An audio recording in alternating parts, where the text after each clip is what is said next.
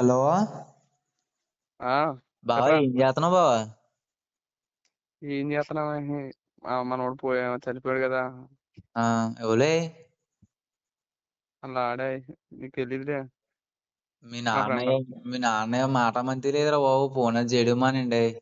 ఆడ అన్నం గట్ట తిరగలేదురా బాబు మావాడు. ఏమైంది ఏంటి? ఏమో మా చనిపోయిన దగ్గరికి వెళ్ళాడు కదా మావాడు. లైన్ కలిపి మీ నాన్నకి. మా హాల్లో ఇలా ఉన్నాడు మాట్లాడు.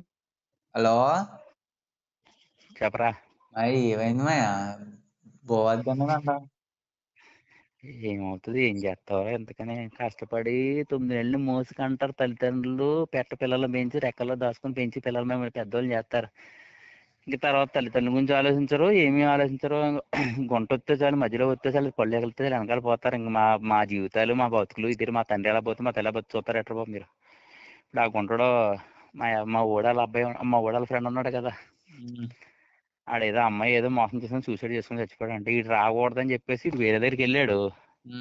వెళ్ళానమాట. ఇంకా వాళ్ళ తల్లిదండ్రులు బాధ ఎక్కడ చూడాలరా అల్లుడు.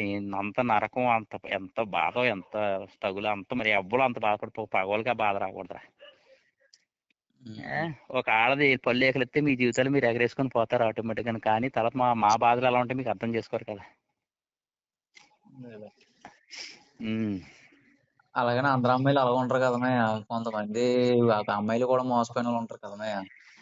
ఉన్నారు మేలు ముచ్చాలు ఎవరో నూటుకో కోటుకుంటారు. అందరూ అలా ఉంటారు. పెడితే పెట్టలేదు సాగు కోరుతారు. అదేలేమయ్య.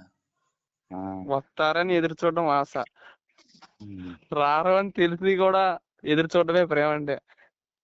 కరెక్టే, కాదనట్లేదు. అందరూ అలా ఉంటారులే, కాదనట్లేదు. ఇంకేమనట్లేదు. ఎక్కడున్నావు నువ్వు? ఎక్కడున్నావు? అలా తినేసి వచ్చినాను మాయా బయటికి. సరిగా అనుకున్నాను. ఏదేమైనా కాదు, బోబాండ తినాయి మరి. ఆడు పొద్దున్న నువ్వు ఎక్కడున్నావా? నువ్వు సరే ఎక్కడున్నావు?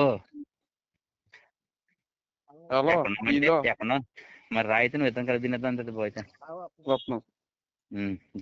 బావా, మీ నాన్నకి బొబాది ఎట్రా బాబు. మనసు అలా గదిలో ఉండొద్దని చెప్పు, మనోవేదన నెట్టుకోవద్దని చెప్పు, మనోవేదనకి ముందే లేదని చెప్పరా బాబు. ఏటి అమలాకం. సరే మాయా.